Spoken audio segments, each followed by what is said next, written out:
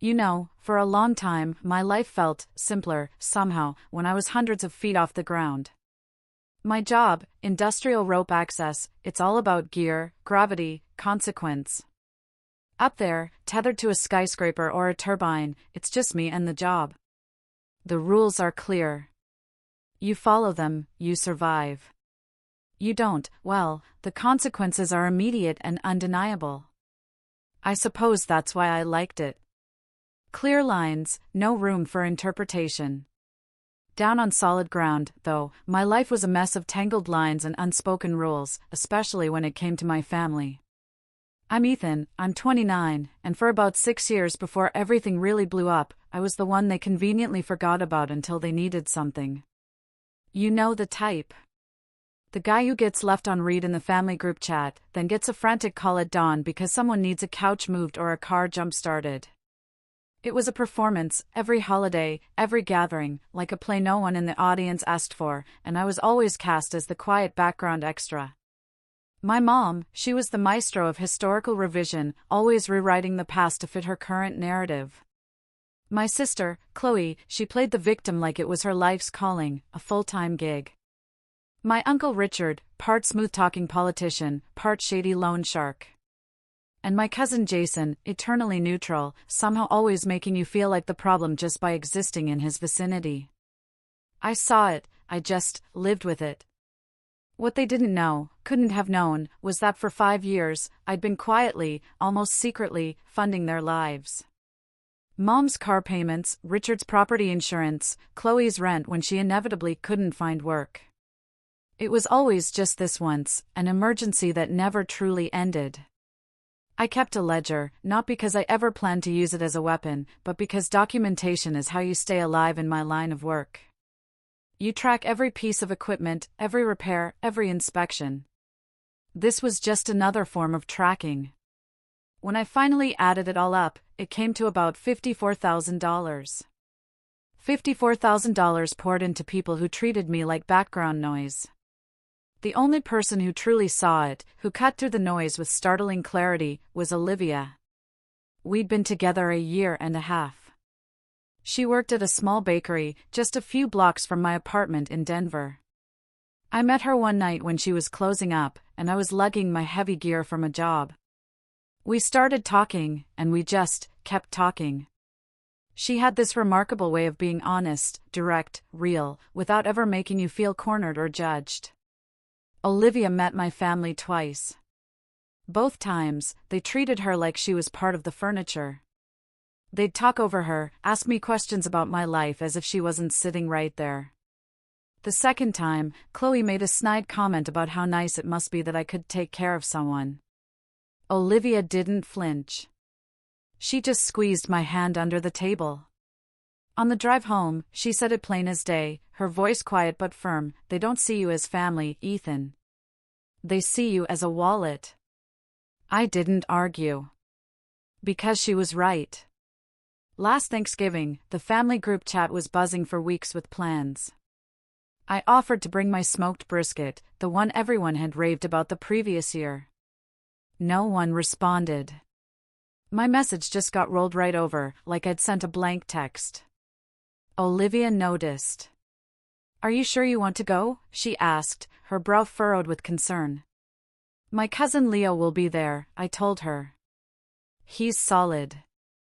"So, then we'll go for Leo," she decided, and started making a pumpkin pie from scratch. I loaded the brisket into my truck. We drove 45 minutes to Uncle Richard's house in Littleton. Same suburb, same cookie-cutter homes, same inflatable turkey that Richard proudly proclaimed a landmark. His driveway was, of course, full. There was always a parking hierarchy. His truck in the garage, Mom's sedan in the prime spot, Chloe right beside her. Everyone else just figured it out. As we walked up, brisket and pie in hand, I could see them through the front window. Mom, Aunt Sarah, Chloe, Richard, Daniel, a bunch of others. Laughing, performing. Richard was holding court, mid-story, a beer in his hand, like he owned the entire room. I wasn't expecting confetti, but what happened next wasn't just cold. It felt calculated. I reached for the door. It opened just a crack, maybe 6 inches. Uncle Richard filled the gap, like a bouncer at a club that had just been shut down for health violations. He didn't smile, didn't nod. Just stood there with this smug, twisted look on his mouth and said, "You're not family anymore, Ethan. And she needs to leave, too." I actually laughed. It was short, confused, because this had to be some bad joke, right? He didn't move. "I'm serious," he said, his voice flat. "You showing up causes problems. Both of you need to go." Behind him, my mom stepped into view, wineglass in hand. She looked at Olivia first, then at me. "This is family only," she said, her voice cold, flat, like she'd rehearsed it 1,000 times. Chloe appeared next to her, a tiny, venomous smile for Olivia. "She's only here because you pay for everything anyway." I looked past them, into the dining room. The table was set. Good plates, cloth napkins, a centerpiece with fake fall leaves. And there, in the spot where my name card had sat since I was 12 years old, was some guy I'd met twice, Chloe's latest boyfriend. He glanced up, saw us, raised his glass, smirked. My mom, smiling, actually handed him the plate with my name on it. They clinked glasses, laughed. My seat was filled before we'd even crossed the threshold. For about 5 seconds, I had this insane thought: push past Richard, sit down anyway, make them physically remove us. Then I felt Olivia's hand slip into mine. Calm. Steady. I looked at Richard, at my mom, at Chloe. I understood. I squeezed Olivia's hand back, set the brisket down on the porch. She placed the pie next to it. We turned. Walked back to the truck. She didn't say a word until we were inside, engine running, 3 blocks away. I pulled over. Sat there, hands on the wheel, trying to process what had just happened. Olivia's voice was quiet, steady. "They don't miss you. They miss access." I turned to look at her. She wasn't crying, wasn't angry, just clear. "You've been funding their lives for years," she continued. "And the second you show up with someone who sees it, they kick you out. That's not family. That's control." My hands were shaking. Not because I was pissed, not exactly. It was because I finally saw it. Clearly. I pulled up my phone, opened the family group chat. 23 people. "What are you doing?" Olivia asked. "Ending it," I said. I typed 4 sentences. Asterisk: if I'm not family, I'm not your wallet. Effective immediately. All payments stop. Do not contact me for money again. Anything owed will be handled in writing. Asterisk. Then I attached the file, an Excel spreadsheet. Every payment, every date, every amount, every person, every type of support I'd ever provided. I showed Olivia before I sent it. She read it once, nodded. "Send it." I hit send. We sat there, engine running, staring at my phone like it might explode. 3 minutes later, my phone started ringing. It was Leo. "Where are you?" he asked. 3 blocks east. "Stay there." "I'm coming. People are walking out right now." He pulled up 2 minutes later, got out of his car, and climbed into my back seat. He didn't say anything at first, just stared at his phone, scrolling through the ledger. 54 grand, he finally said, shaking his head. "Give or take," I confirmed. "You've been paying for their lives while they treated you like trash," he muttered. "Both of us," Olivia said quietly. "They threw us out like trash." Leo looked at her, then at me. I read that message at the table. Out loud. "Richard tried to play it off like you were lying." Daniel asked, "He pays for what?" Richard snapped back, "He's lying." Leo paused, took a deep breath. Then I said, you blocked him and his girlfriend at the door while he's been funding your lives for 5 years. Mom's face went white. Then I left.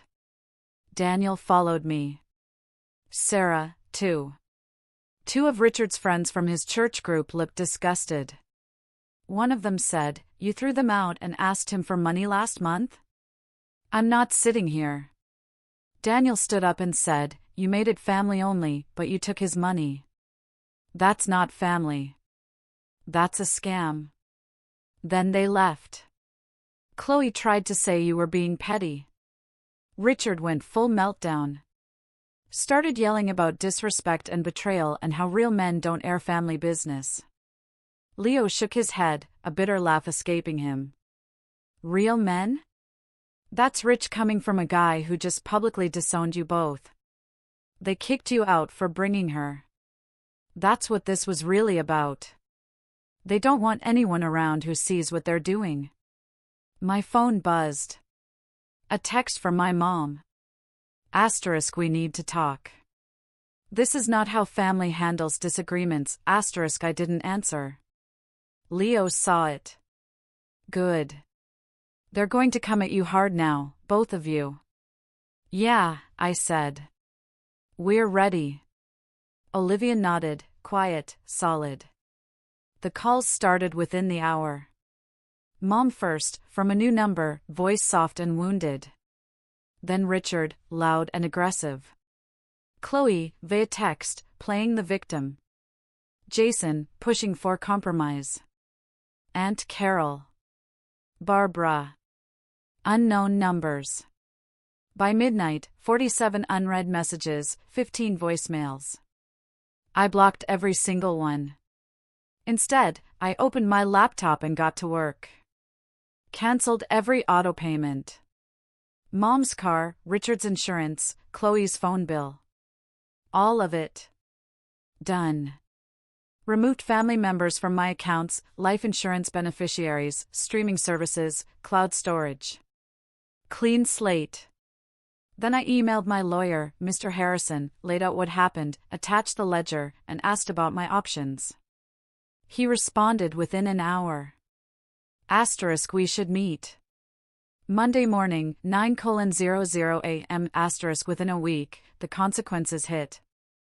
Mom called screaming. Left a voicemail. My car payment bounced. The bank is calling me. You're doing this on purpose. This is unconscionable, Ethan. You're hurting your own mother. I'm so worried about you and she's the reason you're acting like this. I blocked the number. Richard sent a text from an unknown number. My property insurance lapsed. Do you have any idea what you've done? You're jeopardizing my livelihood. Call me back now. Blocked. Richard tried again 2 days later, different number. We need to talk man to man. Face to face. No lawyers, just us.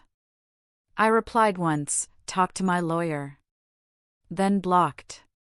Chloe sent an email.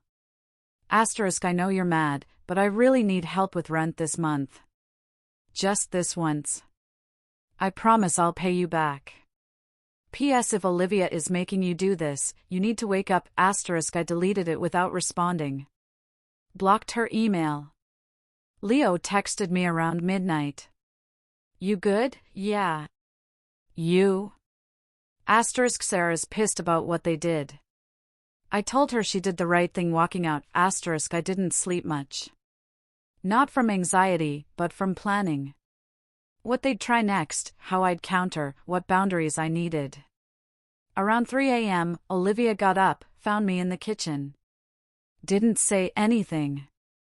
Just made coffee and sat next to me. They're going to come after me, too, she said after a while. I know. Your mom already dislikes me. This is going to get worse. Yeah. She was quiet for a minute. I'm not going anywhere. I looked at her. You don't have to stay for this. I'm not staying for this, she said, her eyes meeting mine, steady. I'm staying for you. Monday morning with Mr. Harrison, a no-nonsense man in his mid-50s. Olivia came with me. You kept good records, he said after reviewing everything. Categories, dates, notes. Clean enough to hand a judge. Documentation keeps you alive in my line of work, I responded. Mr. Harrison looked at Olivia. You were there Thanksgiving? Yeah. They kicked both of us out. Did anyone film it? Aunt Carol was on the porch with her phone when we left. Mr. Harrison wrote that down. If she posts anything, save it immediately.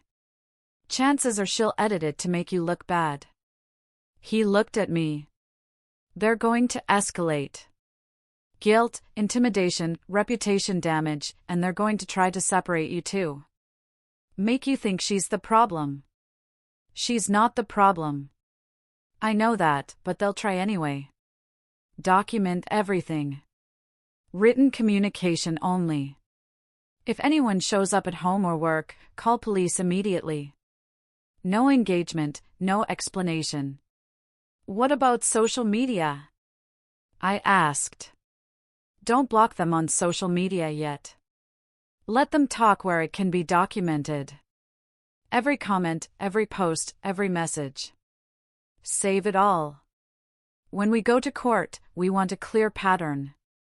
Tuesday, I was 40 stories up when it started. 19 missed calls by noon. 1 voicemail from Richard. Asterisk, you need to call me back now. If you don't pick up in the next hour, I'm coming to find you. Asterisk, I saved it. Sent it to Mr. Harrison. Didn't call back. Wednesday. My property manager called. Someone came by asking about you. Older guy. Said he was your uncle. Seemed agitated. I didn't let him in. If he comes back, call the police. I installed a video doorbell at my place that afternoon. Thursday afternoon, my supervisor called. Got a weird call from a woman claiming to be your mother. Said she was worried about you, that you'd been acting erratic. I told her I couldn't discuss employees and hung up. But you should know. They're trying to sabotage my job. Heads up. We had a client call asking to reschedule because they heard you were dealing with personal instability. Cost us a day of work. I shut it down and told them it was false, but this is getting messy. Then Olivia called, her voice tight. Aunt Carol showed up at the bakery. She's outside filming. Keeps looking in through the window. A customer just asked if everything's okay. My manager, Maria, wants to know what's going on. Did she come inside? No, just standing there filming, but it's freaking people out. Put me on speaker with Maria. I heard movement. Then a woman's voice. This is Maria. Hi, Maria. I'm Ethan. That woman outside is my aunt. She's been harassing us for weeks. We have a lawyer involved. If she doesn't leave, you have every right to call the police for trespassing. Got it. Thanks. Olivia came back on. She's still out there. Let Maria handle it. 5 minutes later, Olivia texted. Asterisk manager went outside and told her to leave or she'd call the police. Aunt Carol kept filming the whole time, but eventually left. Customers are asking questions. Asterisk, I called Mr. Harrison. They're escalating to her workplace now. Mr. Harrison was livid. That's targeted harassment. Document everything. If she posts, save it immediately. We're building a case. Friday, Mr. Harrison sent harassment letters. Every statute, specific incidents, all future communication through his office only. Violations would result in immediate legal action. Certified mail to Mom, Richard, and Chloe. Saturday, Mom called Mr. Harrison's office. Left a voicemail. This is ridiculous. We're his family. We have a right to talk to him. That woman is controlling him. She's poisoning him against us. All we want is for him to apologize and fix this. Mr. Harrison's email response: all communication must be in writing through this office. Sunday morning, Richard showed up at my building. I watched on my doorbell camera. Brenda, my building manager, stopped him. They argued. He tried the I'm family card. She wasn't having it. He stood outside for 20 minutes, pacing, looking up. Finally left. I saved everything. Screenshots, timestamps, footage. Mr. Harrison got a copy. Then Olivia got a text from an unknown number. Hi Olivia. This is Barbara, a friend of Ethan's mother. I'm worried about Ethan. I know you care about him, but sometimes new relationships can isolate people from family. I'm concerned he's making decisions based on emotion rather than thinking clearly. His mother raised him with strong values and faith, and it's hard to watch someone pull him away from that. I know money can complicate things, too. Would you be willing to talk, just woman to woman? Olivia forwarded it to me immediately. Your mom's friend just contacted me. She's saying I'm isolating you and implying I'm a gold digger. I called Mr. Harrison. They're going around me now, trying to frame Olivia as the problem. Forward everything. Do not respond. Mr. Harrison sent Barbara a cease and desist letter within the hour. One warning, and she stopped. Monday, Aunt Carol posted a video on social media, clipped and edited. It started with me and Olivia walking away from Richard's porch, our backs to the camera. It cut out everything Richard said. Cut out Mom's line. Cut out Chloe's jab. Just showed us leaving. The caption read, when family tries to welcome you for Thanksgiving and you storm off. She convinced him to cut off everyone who loves him. Praying for discernment, comments poured in. Most sympathetic to Aunt Carol, but one stood out. A name I didn't recognize. Why is the audio cut right when Richard starts talking? What did he actually say to them? Aunt Carol deleted the comment within minutes, but I'd already screenshotted it. Leo sent me the link. She's building a false narrative, and someone caught the edit. Olivia looked at it, her face going cold. I didn't say a word that entire time. Save it. This is evidence. Within the next week, Richard showed up at my job site. Security escorted him off. My supervisor updated protocols. Jason sent 6 texts pushing compromise from different angles. I blocked all of them. Aunt Carol posted 3 more videos, each one framing Olivia as manipulative. Barbara texted Olivia from 2 more numbers, each time implying she was controlling me. Each time, we documented everything and forwarded it to Mr. Harrison. Then my dad called. First time I'd heard from him in months. Ethan, your mom's planning something. She's talking about a family intervention. Says you're having a breakdown and they need to help you. Richard's organizing it. They're going to show up at your place, probably this week. They're planning to get Olivia alone and pressure her. Thanks for the warning. I'm not part of it. I still talk to Richard sometimes. Just thought you should know.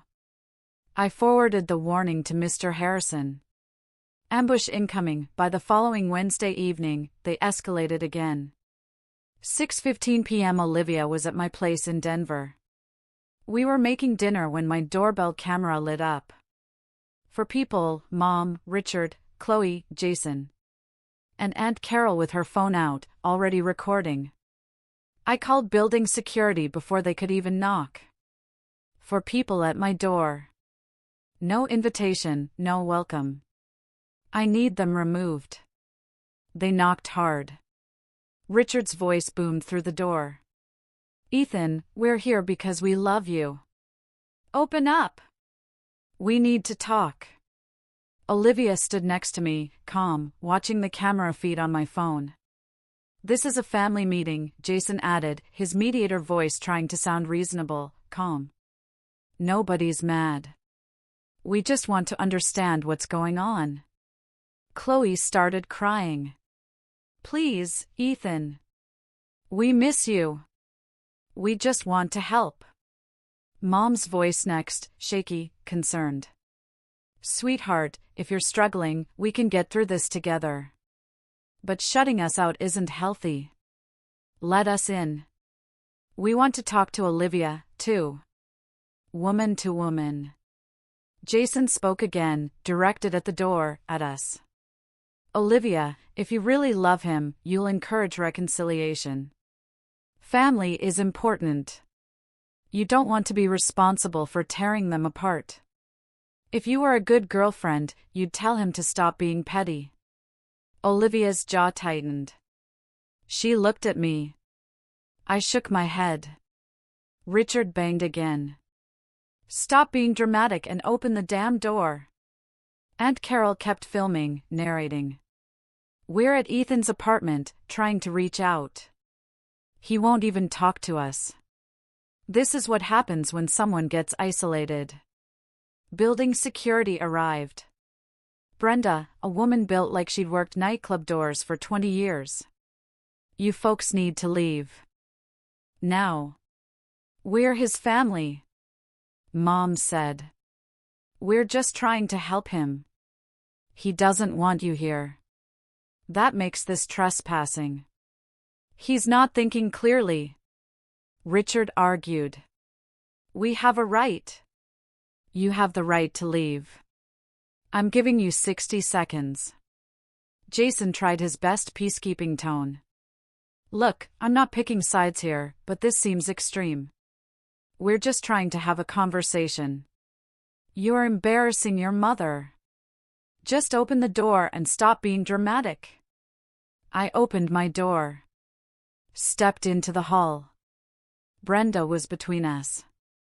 Olivia stepped out beside me. I looked at Jason first, then the rest of them. "Leave. You're trespassing." Olivia's voice was steady, calm. "Leave. You're trespassing." Mom started talking fast, desperate. "Ethan, please. Olivia, please. Let's just talk." I called 911, loud enough for them to hear through the door. 911, what's your emergency?" For people at my door refusing to leave after being told by building security. "I need police." They left fast. I heard their footsteps. Richard muttering something about disrespect. Aunt Carol still filming. Brenda waited until they were gone. "You okay?" "Yeah. Thank you. If they come back, we're calling the police first." No warnings. That night, Aunt Carol posted the video, clipped, edited. It started with them knocking softly and Mom saying, "We just want to help." It cut out the banging. Cut out Richard's aggression. Cut out Brenda's warning. Cut out Jason's manipulation of Olivia. The caption read, ** when your family tries to reach out and you call the police on them. She's convinced him we're the enemy. Praying for healing, * comments poured in. Some sympathetic to Aunt Carol, others questioning the edit. Leo replied to the thread. ** threw them both out of Thanksgiving, harassed them for weeks, and showed up at their home uninvited. This isn't concern. This is control. ** The next afternoon, I was at a job site when security radioed.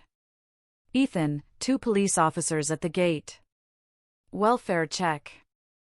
Someone reported you as a danger to yourself. My stomach dropped. I'll come down. I met the officers, explained the situation, showed them documentation, the timeline, screenshots, audio, video, Mr. Harrison's letters, the intervention footage. The first officer reviewed it on his phone, looked at me. This is harassment. Clear cut. The second officer nodded. Whoever called this in filed a false report. Can I get an incident report number? I asked. Absolutely. We're documenting this as a false welfare check and harassment. I called Mr. Harrison before they left the property. They weaponized the police. That's it. We're filing tomorrow, 8 a.m. My office. We filed Friday morning. Protective order against Mom, Richard, and Chloe. Evidence attached. Expedited hearing due to the escalation, which now included workplace harassment, a false welfare check, targeted harassment of Olivia, a social media smear campaign with edited videos, and attempted isolation tactics. Court date, the following Wednesday. That weekend, Olivia and I stayed in, quiet, decompressing. Sunday afternoon, she was reading. I was reviewing a contract for a new project. You okay? I asked. Yeah, she put her book down. Really? They called me controlling. Said I'm poisoning you. Showed up trying to separate us. Posted videos making me look like the villain. And none of it is true. I know it's exhausting. Yeah, it is. She was quiet for a minute. I'm choosing to stay. There's a difference between having to and wanting to. Monday, Leo called. Court's Wednesday? Yeah. You need someone there? Yeah, I do. Then I'll be there. Both of you. Tuesday, Mr. Harrison prepped us. They'll try victim framing. Don't react. Let me do the talking. Olivia, they may try to paint you as the instigator. Stay calm.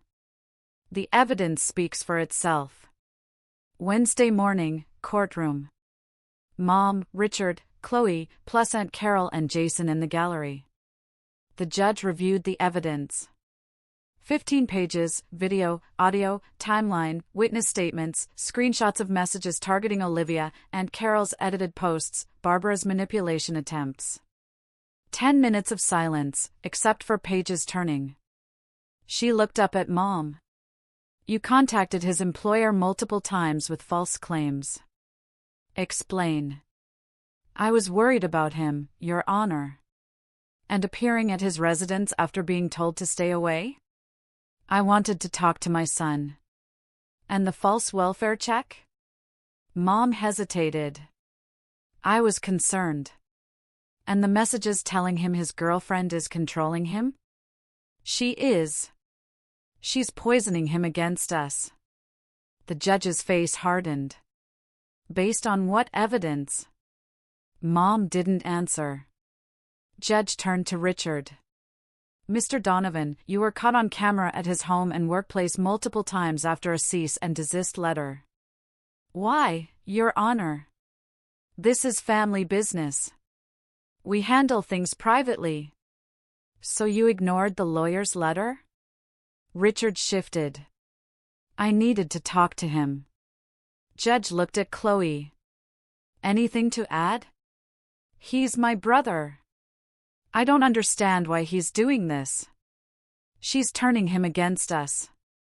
Judge set the papers down. Your son and his girlfriend set a boundary. You escalated instead of respecting it. You involved his employer. Made false police reports. Showed up repeatedly after being told to stop. Harassed his girlfriend. Posted edited videos to damage their reputations. That's not concern. That's control. She picked up her pen. I'm granting the protective order for 1 year. No contact with either of them. Stay 500 feet from their residences and workplaces. Violation results in immediate arrest. Understood? Mom started crying. You're saying I can't talk to my son? I'm saying he and his girlfriend have the right to be left alone. Is that clear? Yes, Your Honor. Judge signed. Handed copies to both lawyers. We're done. Outside, Mr. Harrison handed us both copies of the order. Keep these everywhere. If they violate it, call the police immediately. Leo and I walked to his truck. Olivia walked with us. That was intense, he said. Yeah. You two okay? Olivia nodded. We're okay. Good. Now you build a life without them. For days after the protective order, Uncle Richard violated it. Saturday morning, Front Range Market on Canyon Road, produce section. I was alone. Olivia was at work. Footsteps behind me. Ethan. I turned. Richard. 10 feet away. Red face, clenched fists. I didn't speak. Just pulled out my phone. Dialed 911. What are you doing? He asked. 911, what's your emergency? I'm at Front Range Market on Canyon Road. A man with a protective order against him just approached me. I need police. Richard went pale. You've got to be kidding. Stay on the line, the operator said. Officers are on the way. I walked toward the front. Richard followed. Sir, stay away from me, I said loudly. You have a protective order. You're violating it. Shoppers stared. Richard realized his mistake. Started backing up. I wasn't trying to. This is ridiculous. Police arrived in 3 minutes. I showed them the order. Showed them Richard. Mr. Donovan, you were told not to approach Mr. Pierce, correct? Yes, but witnesses say you followed him and initiated contact. That's a violation. The officer pulled out handcuffs. Turn around. They arrested him right there. Cuffs, rights, past shoppers recording on phones. I gave my statement, got the report number, drove home. Olivia was at my place when I got back. Leo texted me. Richard got arrested, yeah. Good. She hugged me. You okay? Yeah. You? I'm fine. Just glad you're safe. Mr. Harrison called that afternoon. Heard about the arrest. Good work staying calm. What happens now? He'll have a hearing. Probably a fine. Maybe jail time. More importantly, it's on record.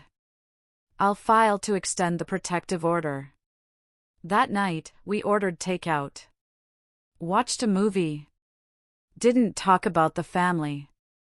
Just existed together. Quiet.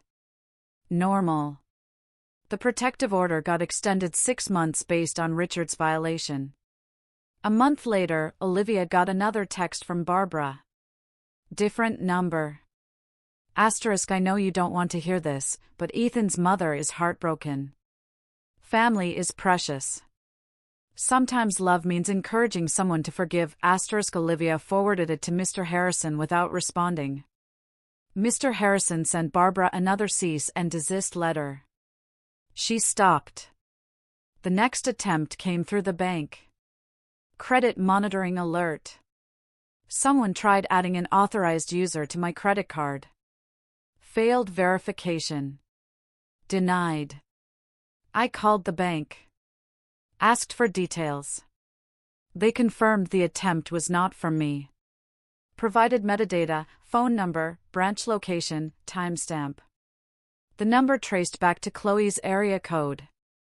Could be coincidence, but it fit the pattern. I froze my credit. Forwarded everything to Mr. Harrison. They tried fraud, I said. Area code isn't proof, but it supports the pattern. Document it. We'll add it to the file. Thanksgiving came around again. 1 year since the door. Leo hosted a small group, Sarah, Daniel, friends from both sides. Nobody mentioned the missing family. Just ate, laughed, played cards until midnight. Best Thanksgiving I'd ever had. Life got quiet after that. Not boring, just stable. I worked, came home, spent time with Olivia, grabbed drinks with Leo, built a routine that didn't include scanning every doorway for ambush conversations. 6 months into the protective order, I realized something. I was happy. Actually happy. Not waiting for the other shoe to drop. Not managing other people's emotions, not funding other people's lives, just living mine. One night, Olivia and I were on the couch. She had her feet tucked under her, reading. I was reviewing a contract for a new project. "Do they ever try to reach out?" she asked suddenly. "Not directly. The order is still in place. But indirectly, Jason tried a few times through Leo. Leo shut it down. Do you miss them?" No, I looked at her. Not even a little. I miss the idea of them. The version I thought they could be. But the real ones, nah, they showed me exactly who they were. I'm just done pretending otherwise. She nodded, went back to her book, but she reached over and took my hand, squeezed it once. 1.5 years after the protective order was granted, it expired. Mr. Harrison called me the week before. It's set to expire next Friday. Do you want to file for an extension? Have there been any violations since Richard's arrest? No. Then let it expire. You sure? Once it's gone, they're legally allowed to contact you again. They can try. I'll just block them, but I don't need a court order to protect me anymore. I've got my own boundaries now. The order expired. For months, nothing happened. No calls, no texts, no surprise visits. Around that same time, I got a call from my dad. First real conversation I'd had with him in almost 2 years. The warning about the intervention didn't count. "Hey, Ethan." "Hey." Silence. Then, "I'm sorry. For all of it. For not stepping up, for letting her run things, for not protecting you when you needed it, for not protecting Olivia. I appreciate that. I've been going to therapy, trying to figure out why I let it get that bad." "Did you figure it out?" "Yeah. I was scared. Of her, of conflict, of losing the family. So, I chose the path of least resistance, and that path meant you got crushed." I didn't say anything. "I'm not asking you to forgive me. I just wanted you to know I see it now." "Okay. One more thing. Your mom's been talking about trying to reach out. She's planning to rug sweep. Act like nothing happened. Don't expect an apology. Let her try." We hung up. Olivia moved in with me that spring. Her lease was up. She was already spending most nights at my place anyway. And honestly, I liked coming home to her. Leo started bringing his girlfriend around. The 4 of us would hang out, dinners, game nights, normal stuff. 2 years after that Thanksgiving, I proposed. Nothing dramatic.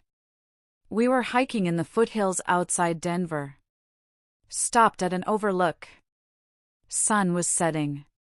"Marry me." She looked at me, smiled. "Took you long enough. Is that a yes?" Obviously. We planned a small ceremony. 20 people. Leo was my best man. Her sister was maid of honor. A few close friends, Aunt Sarah and Daniel. Nobody else from my family was invited. Nobody else knew it was happening. We got married on a Saturday in October. Small venue overlooking the South Platte River. Simple ceremony. No drama. Just 2 people who'd chosen each other. Leo gave a toast. Short. Perfect. I've known Ethan most of my life. Watched him give everything to people who gave nothing back. Watched him and Olivia get kicked out of their own family for setting boundaries. And now I'm watching them build something real together. To both of you. The afternoon of the wedding, Mom and Richard showed up at the venue, dressed in formal clothes. Aunt Carol and Jason with them. They walked up to the entrance, tried to get in. "We're family," Mom announced to the venue security. "We were invited." The venue manager checked the list. "I don't see your names." "I'm his mother." "There must be a mistake." "No mistake. You're not on the guest list. You need to leave." Richard stepped forward. "We're not leaving. This is ridiculous." The manager pulled out her phone. "Leave now or I'm calling the police."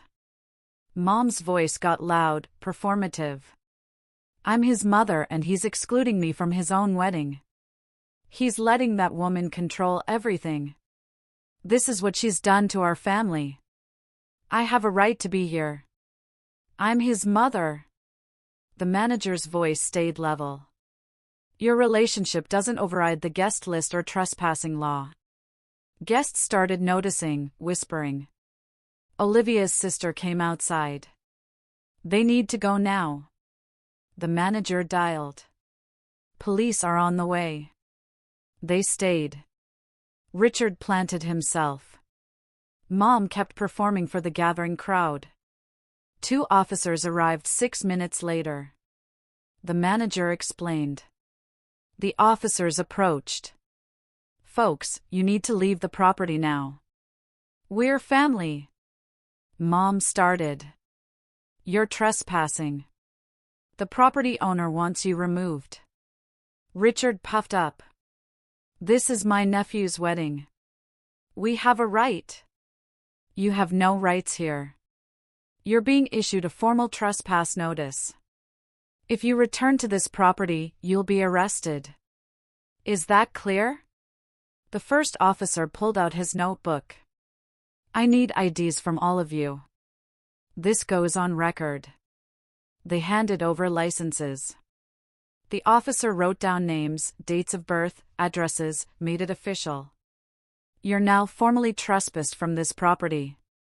Any return will result in immediate arrest." "Understood." The second officer looked at Richard directly. "You've been warned. Next time it's cuffs first. No discussion." They left finally. Mom crying. Richard muttering threats. Aunt Carol filming the whole way to the parking lot. Inside, Leo pulled us both aside. "They tried to crash." "Yeah," I said. "Got trespassed." Officers took their information down. Leo looked at Olivia, then at me. "They kicked you out of Thanksgiving dinner, then tried to force their way into your wedding. That's who they are." Olivia nodded.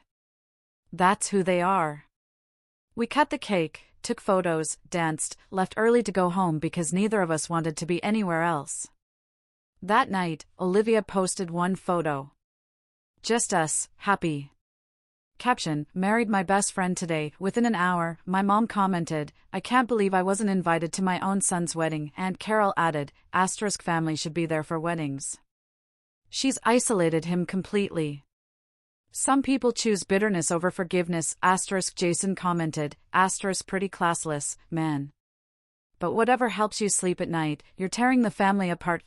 Leo replied to the whole thread, "For everyone asking questions, they physically blocked Ethan and Olivia from Thanksgiving while he'd been funding their lives for years. They harassed them both, stalked them, violated a protective order, and tried to crash their wedding today. They were formally trespassed by police. This isn't estrangement. This is consequence." The thread went silent after that. I replied to Jason with one sentence. "Stop attacking me," then I blocked him. The next morning, I woke up to a missed call. New number. My mom. Olivia was still asleep. I played the voicemail on low volume. Asterisk Ethan, this is your mother. I saw the photos. Do you have any idea how humiliating this is? After everything I've done for you, this is how you treat me. And that woman, she's turned you into someone I don't even recognize. This is cruel. You need to call me back and explain yourself. Asterisk I deleted it. Blocked the number. Went back to bed. 3 months after the wedding, Chloe sent an email. Subject, I'm sorry, Ethan. Asterisk I've been thinking about what happened, about the ledger, about Thanksgiving, about what we said to Olivia. I didn't realize how bad things were for you. I didn't see it. Mom made it seem like you were being difficult, and I believed her because it was easier. But after you left, things got worse. She turned on me, started using me the same way she used to, and I finally understood. I'm not asking you to forgive me. I'm just asking you to know that I see it now. And I'm sorry. I saw your wedding photos. She looks like she makes you happy. I'm glad. Asterisk I read it 3 times. Showed it to Olivia. What do you think? She asked. Maybe she means it, but words are easy. I'll believe it when I see action. So, what are you going to do?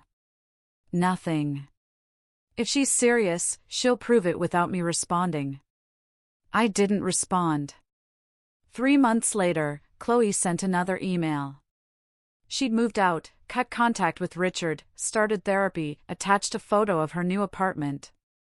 Asterisk not asking for anything. Just wanted you to know I'm trying. Asterisk I responded this time. 1 line. Asterisk good. Keep going. Asterisk 6 months after that, she sent a check. $3,000. Note attached. I know this doesn't fix anything, but it's a start. I deposited it. Sent her a text. Asterisk received. Thank you. Asterisk she replied, you're welcome. That was it. No demands, no guilt, just slow change. About a year after the wedding, Olivia and I bought a house. Small, 3 bedrooms, yard big enough for a dog. We'd been talking about getting one. Quiet neighborhood. We had a housewarming party. Leo, Daniel, Aunt Sarah, friends from work, and Olivia's bakery. We grilled out, played yard games, watched the sunset from the back deck. Mom, Richard, Chloe, none of them knew about the house. Nobody asked. Nobody tried to show up.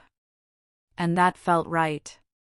Late that night, after everyone left, Olivia and I sat on the back porch.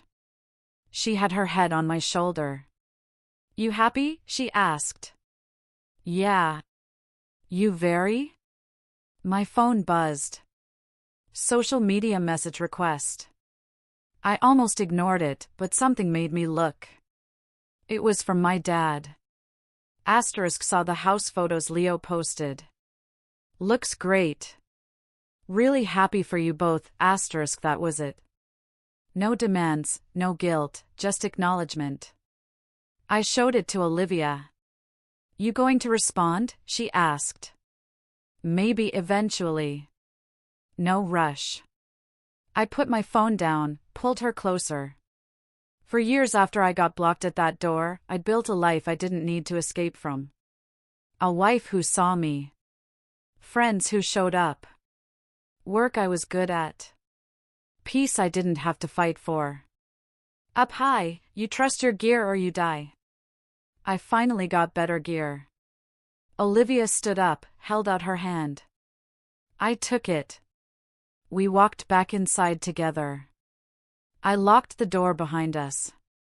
Sometimes, doesn't it feel like the hardest lessons are the ones that finally set you free?